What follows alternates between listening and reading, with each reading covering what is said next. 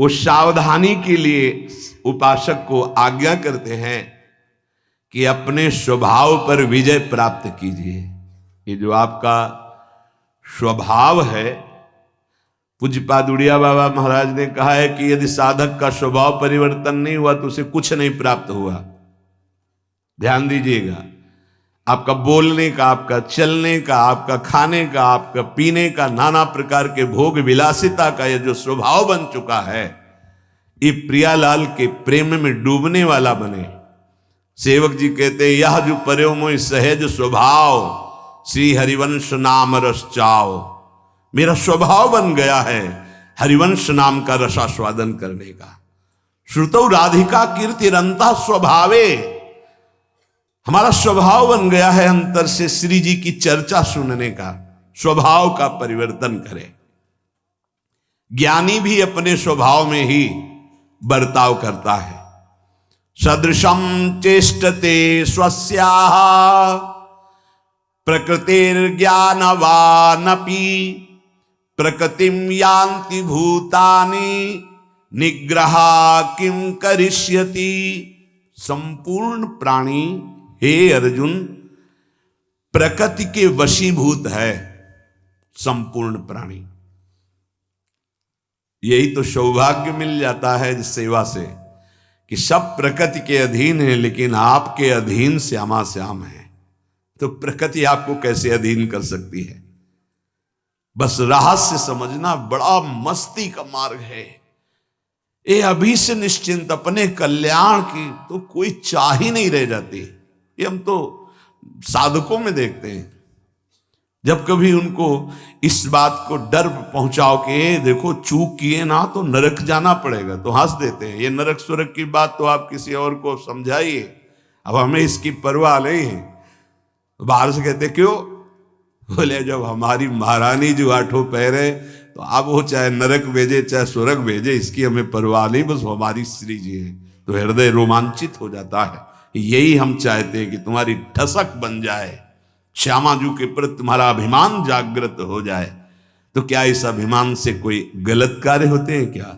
नहीं, प्रश्न ही नहीं उठता। देहाभिमान से गलत कार्य होते हैं जो अज्ञान की अवस्था में होते हैं, प्रियाजू के भाव में नहीं। संपूर्ण प्राणी प्रकृति के अधीन है। तीन गुण, सतोगुण, रजोगुण, तमोगुण। सतोगुण तो किसी बिरला में रहता नहीं, रज और तम इन्हीं की ज्यादा महिमा रहती है, यही परास्त किए रहते हैं। जो ज्ञानी महापुरुष होते हैं वो भी अपने अनुसार स्वभाव के अनुसार चेष्टा करते हैं। इसमें किसी का हठ क्या काम करेगा? श्री भगवान कह रहे हैं प्रकृतिम यान्ति भूतानि। ये जो कर्म हो रहे हैं तीन गुणों के प्रभाव से होते हैं, सतोगुण, रजोगुण, तमोगुण। लेकिन नाम जप करना, नाम कीर्तन करना, भगवत लीला गुण गायन करना, भगवत लीला श्रवण करना और प्रियालाल की सेवा करना, ये त्रिगुणातीत है। ये सतोगुण, रजोगुण, तमोगुण मिश्रित क्रियाएं माया में होती हैं। प्रभु का नाम गुणातीत, प्रभु का रूप गुणातीत, प्रभु की लीला गुणातीत, प्रभु की सेवा गुणातीत। जो उपासक रात दिन नाम वाणी सेवा में है वो माया पर विजय प्राप्त किए हुए है। उसे विजय प्राप्त करना नहीं, ये बात अच्छे से बैठा लो दिमाग में। प्रभु का नाम चल रहा है, प्रभु के लीला चरित्र सुन रहे हो, प्रभु की आठों पैर सेवा में तुम मायातीत हो। माया तीन गुणों से है, वही सबको अधीन किए हुए है। धन्य है। जब पूछा जाए कि आप अमुक जगह चलेंगे कि सेवा करेंगे, तो आपका है कि श्री जी अकेली है ना उनकी सेवा में।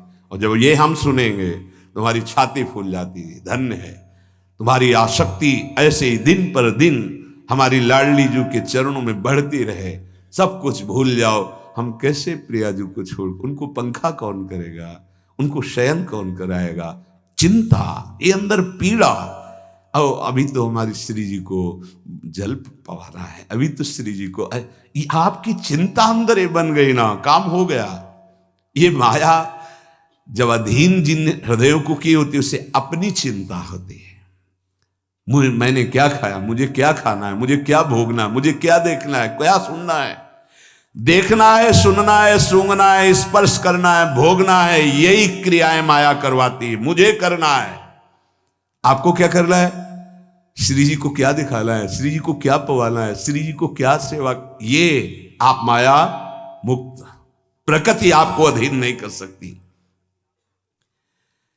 दो प्रकार के स्वभाव प्रकृति पैदा करती है, राग और द्वेष। राग और द्वेष से युक्त हुआ बार बार जन्म और मरण को प्राप्त होता है। और ना ये राग है ना द्वेष, ये सेवा क्या है? अनुराग। सिद्धांत को समझिए। भगवान कह रहे हैं कि राग द्वेष पूर्वक जितनी क्रियाएं, सब क्रियाएं माया राग द्वेष पूर्वक ही करवा रही है। स्वभाव अशुद्ध हो जाता है और उसका उद्धार होना मुश्किल हो जाता है। जिसकी राग द्वेष जनित क्रियाएं, ये प्रिय है, ये अप्रिय है। प्रिय अप्रिय, इसी में पूरा विश्व बंधा हुआ है। प्रभु कह रहे हैं कि जो राग द्वेष रहित हैं उनका स्वभाव ब्रह्ममय हो जाता है, शुद्ध हो जाता है। लेकिन जो सिद्ध महापुरुष हैं वो अपने स्वभाव के अनुसार ही बर्ताव करते हैं। जैसे कोई बंगाली भाषा जानता है और उसने भजन करके परिपक्व अवस्था प्राप्त की, तो वो केवल बंगाली भाषा ही बोल पाएगा। अब उसे को बड़े सिद्ध हो उर्दू बोलो, सिद्ध हो तो अंग्रेजी बोलो, सिद्ध हो तो नहीं। सिद्ध अवस्था का मतलब है अब उसकी वृत्ति केवल ब्रह्माकार है। यहां सिद्ध का मतलब तुम सिद्ध हो तो बताओ दाहिनी मुट्ठी में क्या है, बाईं मुट्ठी में क्या है। ये सिद्धावस्था का मतलब है समाहित चित्त से भगवदानंद में डूबा हुआ महापुरुष। जैसे लोभी पुरुष सावधान होकर के रुपया कमाने में लगा रहता है कि कहीं घाटा ना लग जाए, ऐसे जो साधक सावधान होकर रात दिन सेवा भजन स्वाध्याय सुमिरन, तब वो राग द्वेष पूर्वक जो क्रियाएं होती उन पर विजय प्राप्त करके सिद्ध होता है। कभी जीवन में समय का उल्लंघन करना साधक को बर्दाश्त नहीं होता। ये समझो, जो समय दिया गया उसके 10 मिनट पहले जाने की कोशिश करे। साधक का अभ्यास ऐसा होना चाहिए, ऐसा कभी नहीं। जैसे लोभी पुरुष सावधान रहकर कहीं कोई घाटा न लग जाए ऐसे निरंतर कमाई करता है अर्थ की, ऐसे साधक वही सिद्ध होता है जो भजन सेवा वाणी चिंतन रात दिन वही परिपक्व होता है। खाली बैठना, कल किसी उपासक से कह रहे थे कि तुम जवान हो, इस समय कमाई कर लो, बुढ़ापे में नहीं होने वाला। आपने अगर स्वभाव बना लिया ना उद्दंडता का, भजन में मन नहीं लग रहा इधर उधर, तो ऐसे ही प्रपंच आपका सिद्ध होगा बुढ़ापे में। यही प्रपंच बुढ़ापे। और अगर बना लिया स्वभाव भजन का तो मस्ती छा जाएगी, देख लेना, मस्त हो जाओगे, निहाल हो जाओगे। जो सावधानी पूर्वक साधक भजन में लगता है वो शीघ्र ही माया पर विजय प्राप्त करके स्वभाव को शुद्ध कर लेता है। भगवान कह रहे हैं स्वभाव में ये दोष राग और द्वेष बना रहता है, इसी को हमें छोड़ना है, स्वभाव शुद्ध करना है। जड़ प्रकृति के द्वारा रचे हुए जितने पदार्थ हैं कोई निर्दोष नहीं, सब मायामय है। सब में दोष है, आसक्ति पैदा कर देगा। कोई भी पदार्थ वो आसक्ति पैदा, कोई भी भोग आसक्ति पैदा करता है। इसलिए साधक कभी किसी को दोष वृत्ति से त्यागता नहीं, गुण बुद्धि से स्वीकार नहीं करता। शास्त्र प्रमाणित कर्तव्य कर्म करता है और शास्त्र त्याज्य है तो इसलिए उसको त्यागता है। न उसका राग पूर्वक ग्रहण होता है न द्वेष पूर्वक त्याग होता है। ध्यान रखना, द्वेष पूर्वक त्याग नहीं होता और राग पूर्वक ग्रहण नहीं होता। वो शास्त्र और गुरु की आज्ञा के अनुसार ग्रहण करता है और त्याग करता है, उसका राग द्वेष से कोई संबंध नहीं होता। सदसम चेष्टते स्वस्या प्रकृतिर ज्ञानवानपि। अंतःकरण में सबके राग द्वेष होता है पर सिद्ध पुरुष के नहीं। पूज्य श्री उड़िया बाबा जी ने इसे वर्णन किया कि राग द्वेष 3 प्रकार का होता है। एक पत्थर की लकीर, एक बालू की लकीर और एक पानी की लकीर। जो संसारी मनुष्य है वो राग द्वेष पत्थर की लकीर की तरह खींचता है उसके हृदय में। अगर 20 वर्ष पहले तुमसे कभी झगड़ा हुआ, गाली हुई, तो 20 वर्ष बाद देखकर उसकी भौं चढ़ जाएगी, ये वही आदमी जिसने गाली दिया। ये संसारी पुरुष का लक्षण है। ये है पत्थर की लकीर, बुढ़ापे तक, मरते दम तक वो बना रहेगा उसके हृदय में राग द्वेष, पत्थर की लकीर। दूसरा है साधक की, बालू की लकीर। बालू में लकीर खींचो, बनी रहेगी कितनी देर, जब तक हवा नहीं चलेगी। बालू की लकीर है साधक की, उसमें राग द्वेष होगा पर बालू की लकीर जैसा। थोड़ा सत्संग की हवा चली, विवेक की हवा चली, बराबर हो गया। प्रवीण साधक मिनट 2 मिनट, घंटा 2 घंटा तो बहुत ही मंद साधक होगा। मिनट 2 मिनट में समस्या का समाधान। अंदर जो जलन पैदा हुई तुरंत विवेक के द्वारा संभाल करके वो अपने आप के राग द्वेष रहित कर लिया। विवेक की हवा चली, प्रेम की हवा चली, सत्संग की हवा चली, वो रकील जैसे हवा चली तो बालू आके बराबर हो गई। साधक को अगर दूसरे दिन याद इस बात की आवे कि ये कल हमको गाली दिया था, निंदा किया, तो वो साधक नहीं है, ध्यान रखना। वो संसारी है, पत्थर की लकीर की तरह राग द्वेष नहीं होना चाहिए। और तीसरा है पानी की लकीर। पानी में लकीर होती ही नहीं, ऐसे करो बस, वो जितना ऐसे किया बस, ये होता है सिद्धावस्था को पहुंचे हुए साधक की स्थिति। ब्रह्मवेत्ता में तो होती ही नहीं, राग द्वेष की कोई गुंजाइश ही नहीं, पर परिपक्व अवस्था को गया है। जैसे स्वप्न टूट गया है, वो जग चुका है, पर उसकी प्रभाव वृत्ति रहती है ना, सुखद या दुखद तो जग कर भी थोड़ी देर खोए रहना, तो सिद्ध हो चुका है। पर राग द्वेष का प्रभाव ऐसे पड़ेगा, पानी की लकीर की तरह बना और मिट गया। लेकिन जिसे भगवत साक्षात्कार की परिपक्व अवस्था हो गई, वहां राग द्वेष का प्रवेश ही नहीं है। ब्रह्मवेत्ता में एक क्षण भी राग द्वेष नहीं हो सकता। तो जैसे बड़े बड़े संतों को देखा जाता है कि वो नाराज हो रहे हैं, वो डांट रहे हैं, वो दंड विधान कर रहे हैं, वो हमारे मंगल के लिए करते हैं, उनमें राग द्वेष नहीं। उनका ना कोई प्रिय होता है ना कोई अप्रिय होता है, पक्का समझना। वो प्रियता भी दिखाई देते हैं, अप्रियता भी दिखाई देती है, लेकिन आपके सुधार के लिए वो है। उनमें प्रियता अप्रियता का लेश मात्र नहीं रहता, जो सिद्धावस्था को प्राप्त हो जाते हैं। बुरी बात में मन चला जाए तो विशेष हानि की बात नहीं है, पर बुरी क्रिया ना होने पावे, ये बात कह रहे हैं। ध्यान दो, हो सकता है साधक हो, अचानक तुम्हारी चूक हो गई, मन बुरी बात में चला गया, पर बुद्धि न जाने पावे, क्योंकि बुद्धि न्यायाधीश है। अगर न्यायाधीश ने दस्तखत कर दिया तो भ्रष्ट हो जाओगे। तभी होए बुद्धि जो परम शयानी, तिन तन चितई ना नहीं जा। पेशकार की उतनी बात महत्वपूर्ण नहीं होती जितनी न्यायाधीश की होती है। पेशकार चिल्लाता रहे, बात न्यायाधीश की होगी। पेशकार तुम्हारा मन है, पेश करता रहता है, ये भोग ये भोग। बुरी चेष्टा ना होने पावे, मन बुरी बात में चला गया तो कुछ नहीं बिगाड़ पाएगा। तुम चेष्टा में मत हो, चेष्टा में तभी उतरेगो जब बुद्धि दस्तखत कर देगी। इसलिए साधक सावधान, राग द्वेष की चेष्टा ना होने पावे। राग द्वेष मन में आ जाए, साधक है तो आ ही जाएगा, अभी सिद्ध तो हुआ नहीं। तो रागात्मक या द्वेषात्मक वृत्ति जागृत हो जाए पर क्रिया ना होने पावे तो दबा दे। नाम जप और मंत्र जप के प्रभाव से, सेवा के प्रभाव से वहीं भस्म हो जाएगी। उपासक नेत्र जितने चंचल करेगा, आध्यात्मिक शक्ति उतनी नष्ट होती चली जाएगी। पूज्य बाबा, राग द्वेष से बचना है तो नेत्रों को संभाल के रखो। वैसे बहुत बढ़िया नासाग्र दृष्टि ये नए अवस्था में बहुत बढ़िया काम करती है। यदि चलना है तो भी नासाग्र, बैठा है तो भी नासाग्र, पर ब्रह्मचारी नहीं तो यहां फटने लगेगा, आज्ञा चक्र में दर्द होने लगेगा।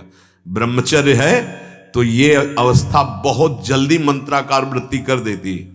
ऐसे नाशाग्र रहना, बैठा है तो नाशाग्र, चल रहा है तो नाशाग्र, इतनी भूमि दिखाई देगी और यहां मंत्र लिखा हुआ है। बड़ा आनंद का, साधना बहुत आनंद की है। ऐसा थोड़ी कि केवल बातों का आनंद है, नहीं नहीं, परमानंद है। शरीर की खुराक अन्न है, प्राण की खुराक वायु और जल है, और मन की खुराक भजन है। अगर इससे भजन नहीं दोगे तो भोगों में फंसा देगा, राग में फंसा देगा।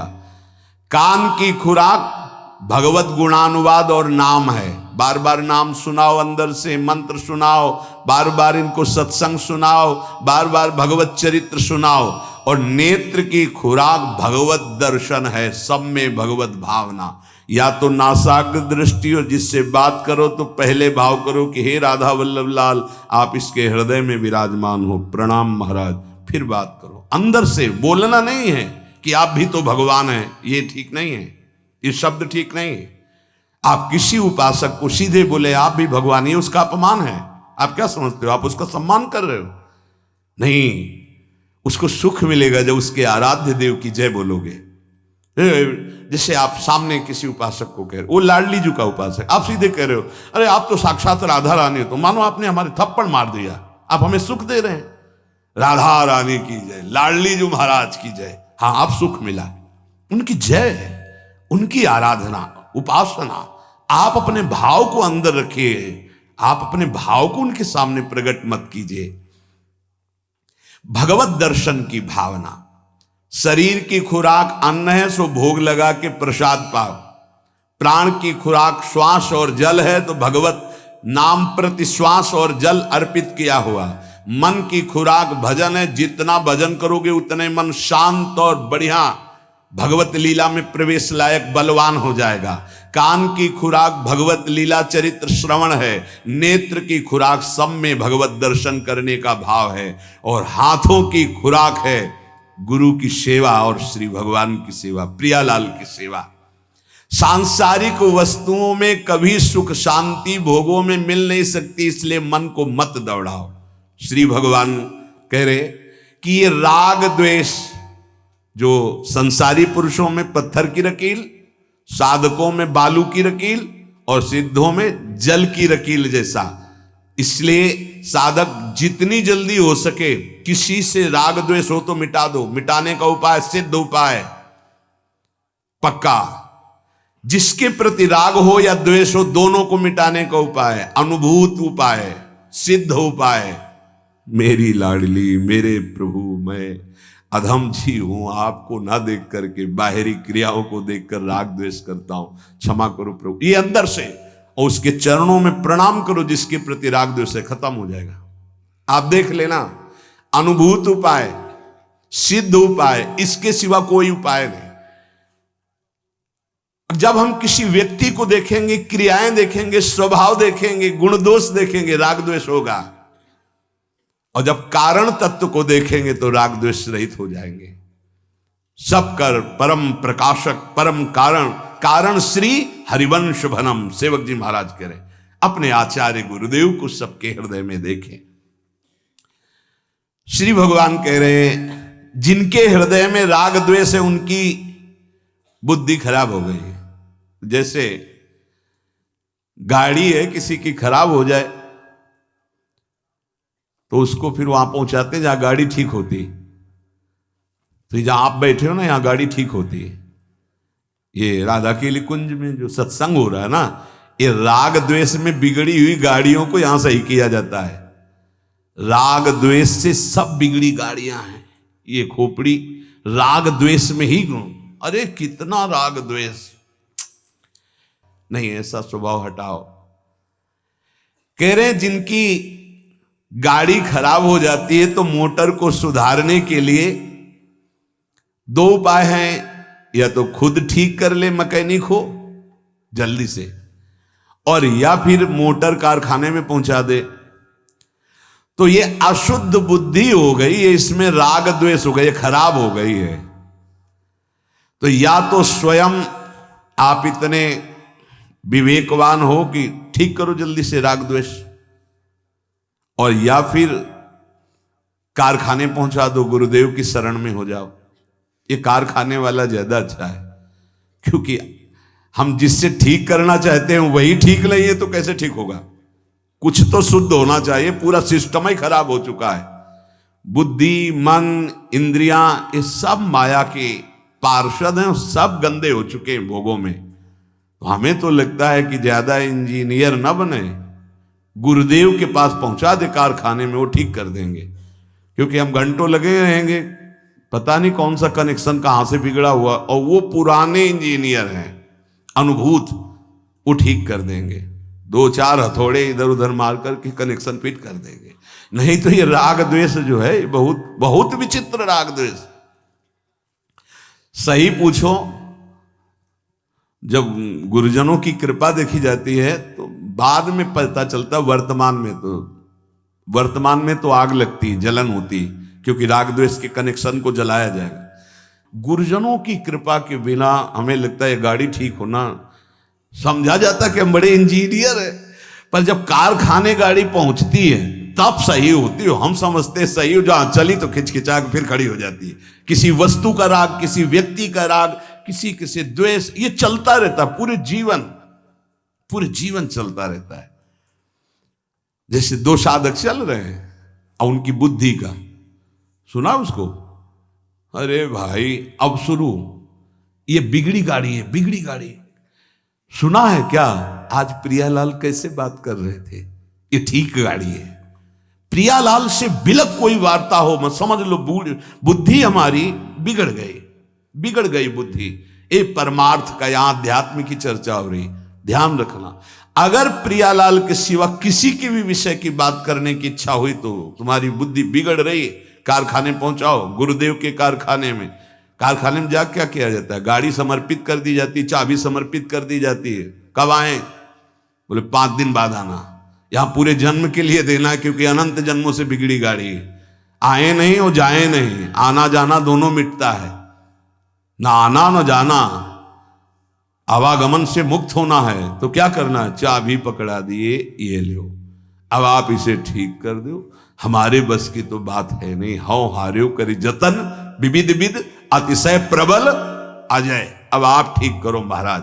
और ये पक्के इंजीनियर हैं, पक्का ठीक कर लेते हैं, पक्का। खूब अनुभव की बात है। जहां अपने कनेक्शन नहीं समझते थे कि यहां कनेक्शन करना है और कनेक्शन दूसरी जगह जोड़े थे, वो फट से 1 मिनट में कनेक्शन काटा और जोड़ दिया और गाड़ी चल पड़ी।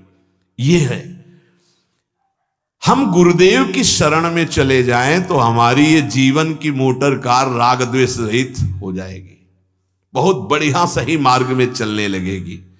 जिसकी बुद्धि में सांसारिक भोग और संग्रह का महत्व है, बहुत ध्यान देने योग्य बात कह रहे हैं, जिसकी बुद्धि में सांसारिक भोग और संग्रह का महत्व है, वो चाहे जितना बड़ा विद्वान क्यों ना हो, उसका पतन अवसंभावी है।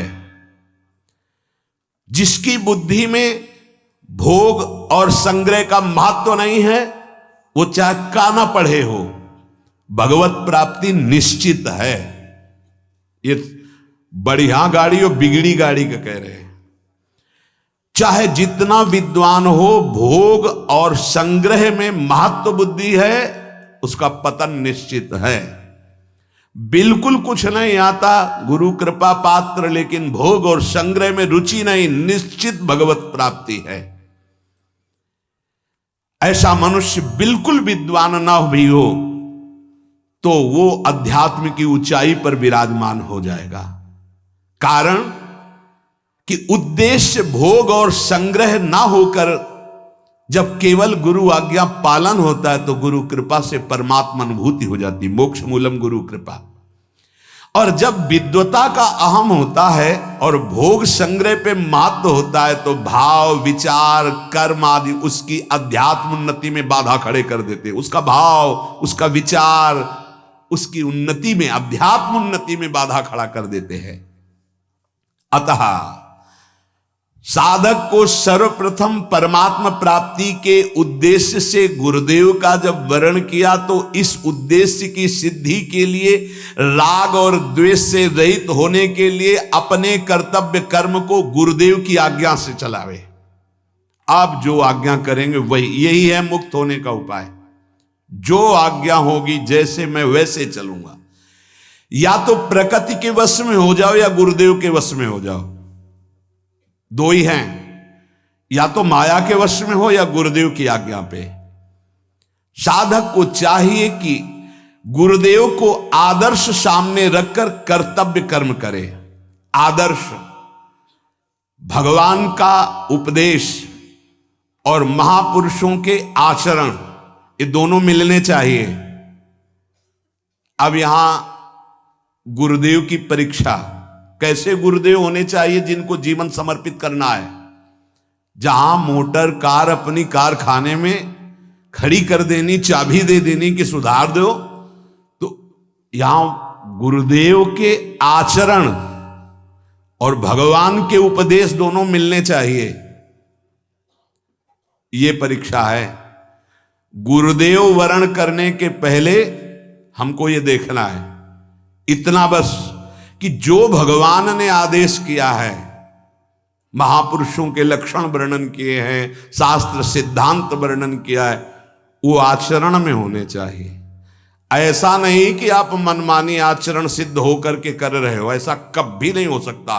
क्योंकि साधनावस्था में जिस पद्धति से चलकर सिद्ध हुआ है वो वैसे ही उसका स्वभाव प्रभाव होता है। चार लोग जो है ना, जो बेचारे जानते तो है नहीं और पीछे लगे हुए हैं और भगवान भगवान कह रहे हैं, हमारे भगवान है, उनका तो हमें लगता है कुछ कल्याण हो ही जाएगा बेचारे श्रद्धा से। लेकिन वो जो नाटक किया जाता है सिद्धावस्था का, उनकी बड़ी दुर्गति होती है। उसे दंभ कहते हैं, उसे पाखंड कहते हैं। सच्चाई से चलो तो सिद्ध हो जाओगे। और आज तक कोई ऐसा सिद्ध नहीं हुआ जिसका वर्णन शास्त्रों में ना लिखा हो। भगवान व्यासदेव जी स्वयं भगवान के अवतार हैं। सब साधना की चरम अवस्था तक का वर्णन है। तस्मात् शास्त्रम प्रमाणम ते कार्य अकार्यो व्यवस्थितो। कोई भी कार्य और अकार्य ऐसा नहीं जो शास्त्र प्रमाणित। अब शास्त्र से बिल्कुल बिलग तो नहीं मानना है, चाहे वो 7 बांस के ऊपर बैठा हो। ध्यान रखना, प्रकृति के वश हो लो या गुरुदेव के वश हो लो। प्रकृति के वश होगे दुर्गति है, गुरुदेव के वश होगे सदगति है। अब जिन गुरुदेव के वश में होना है वो आदर्श कैसे होते हैं, तो बोले भगवान का सिद्धांत और गुरुदेव के आचरण दोनों मिलने चाहिए। जो भगवान ने वर्णन किया है वही आचरण गुरुदेव में मिलने चाहिए, जिनका हम गुरुदेव रूप से वर्णन कर रहे हैं। भगवान का सिद्धांत और गुरुदेव के आचरण, ये बहुत अमृतमयी बात है। कोई भी ऐसा आचरण नहीं होता सिद्धों का जो भगवान के आदेश से अलग हो। हमारे ब्रजमंडल में एक से एक भगवत प्रेमी सिद्ध महापुरुष हुए। गंगा किनारे एक से एक ज्ञानियों को सिद्ध देखा। पर कुछ भैया ऐसे सिद्धों के दर्शन अब होते नगद नगद, जो हमने कभी नहीं सुने, कभी देखे नहीं, कभी पढ़े नहीं। कभी नहीं पढ़े, कभी देखा नहीं, कभी सुना नहीं। कलयुग भगवान की नई सिद्धों की सृष्टि हुई है। कलयुग भगवान ने किया है। भगवान है सर्व सामर्थ्यशाली, प्रणाम है उनको भी। लेकिन हमारे आदर्श कौन होंगे? जो शास्त्र में लिखा है वही, जिनके आचरण वही हमारे आदर्श होंगे, अन्यथा नहीं। प्रणाम है सबको, नमस्कार है। नित्य प्राप्त परमात्म तत्व का जिसको अनुभव हो गया है, उसके आचरण कभी विपरीत नहीं होते। धर्म विपरीत, शास्त्र विपरीत आचरण नहीं होते। सूर्य प्रकट हो गया तो अंधकार कैसे रह सकता है? अगर अंधकार है तो भ्रम है, सूर्य नहीं प्रकट हुआ, सूर्य नहीं प्रकट हुआ। बहुत विचित्र, बहुत सावधानी, बहुत सावधानी। उपासक किसी महापुरुष को आदर्श बनाकर अपने राग द्वेष का नाश करके अध्यात्म उन्नति करे, नष्टान विद्धि, अपना पतन न कर ले, कहीं मनमानी आचरण न करे और आदर्श बहुत संभाल के बनावे। जब एक बार वरण कर लिया तो गर्दन काट दी जाए तो भी कदम पीछे नहीं, सहसा किसी को गुरु बनावे ना। और जब गुरुदेव का वरण कर ले तो फिर आजीवन उनकी आज्ञा में, अब कदम पीछे नहीं और अब कोई विचार नहीं, बिना ही विचार करी शुभ जानी। गुरुदेव ऐसे कृपालु हैं कि बिना प्रयास के हमारे राग द्वेष नष्ट हो जाते हैं।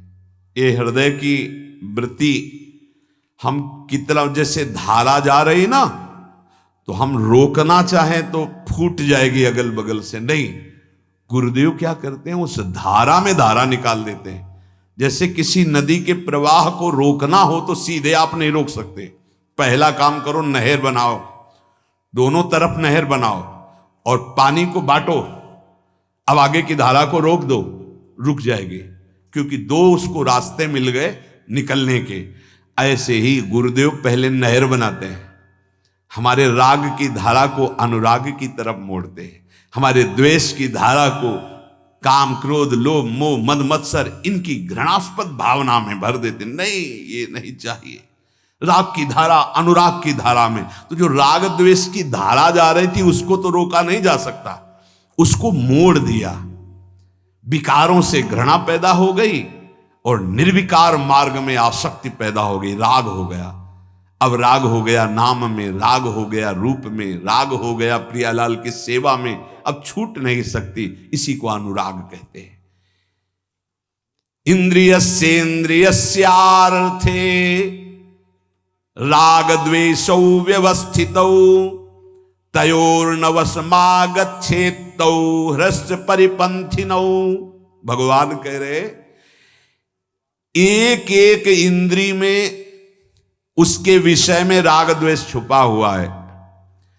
परमार्थ का साधक जान नहीं पाता, ये लुटेरे उसके भजन को लूट ले जाते हैं। परिपंथिनों कहते हैं लुटेरों को, रास्ते के लुटेरे। परमार्थ के मार्ग के ये दो बड़े लुटेरे हैं। राग द्वेषौ व्यवस्थितौ इंद्रियस्येन्द्रियस्यार्थे। साधक जाने नहीं पाता उसका सब। तभी कई बार चर्चा में कहा, भजन करना कठिन, करके बचाना कठिन, और बचा के पचाना कठिन। पच गया तो सिद्ध हो गया। चावल जब सिद्ध हो जाता तो कहीं से भी पकड़ो। ऐसे ही अहंकार रहित, राग द्वेष रहित, निर्विकार सिद्धावस्था को प्राप्त हो जाता है। पर वहां तक पहुंच पावे ना, परिपंथिनों, ये रास्ते के लुटेरे उसको खाली कर देते हैं, राग और द्वेष। अरे 10-10, 20-20 वर्ष हो गए भजन करते, कहते हैं आध्यात्मिक उन्नति नहीं हुई, आपका विश्राम नहीं अभी जागृत हुआ, अभी आपका मन विषयों की तरफ लालायित है, अभी राग द्वेष है। इसका मतलब है लुटेरों ने सब खाली कर दिया, है नहीं आपके पास कुछ। भगवान कह रहे तयोर्नवसमागच्छेत् तौ हृष्ट परिपंथिनौ। हे अर्जुन, ये राग द्वेष ऐसे लुटेरे हैं परिपंथिनों। राग और द्वेष परमार्थ पथ के मार्ग में चलने वालों के तप भजन इसको लूट लेते हैं, इनके अधीन ना होने पावे। इसकी व्याख्या आगे। श्री राधा वल्लभ लाल की जय।